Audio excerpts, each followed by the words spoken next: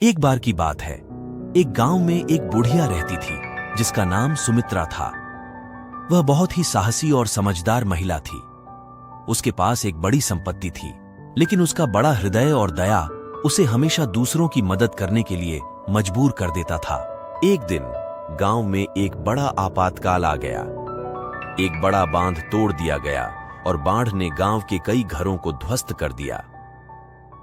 सुमित्रा ने तुरंत कई लोगों की मदद की, उन्हें अपने घर में आस्था और खाना दिया। एक दिन उसके पास एक नया मेहमान आया, एक युवक जिसका नाम सुरेश था।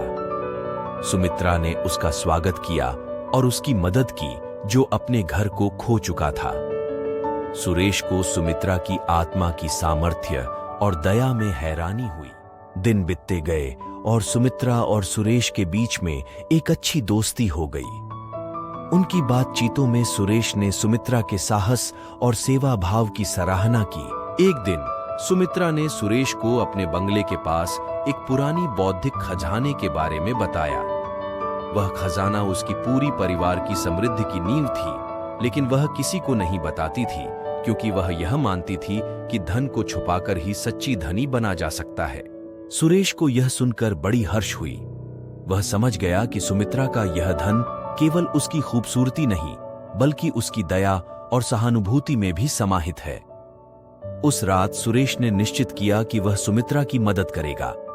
अगले दिन सुरेश ने सुमित्रा को बाढ़ प्रभावित क्षेत्र में धार्मिक और सामाजिक संगठनों के साथ मिलकर लोगों की मदद करने में मदद की। सुमित्रा ने सुरेश के साथ भागीदारी की और दोनों ने बहुत सारे लोगों को उनकी जरूरतों के अनुसार मदद की। उनकी साझेदारी ने लोगों को आशा की किरण दिखाई और उन्हें आगे बढ़ने की साहस दी। इस कहानी का संदेश यह है कि सच्चा धन और समृद्धि में सिर्फ पैसा नहीं होता, बल्कि यह आपके साहस, दया और सेवा के भाव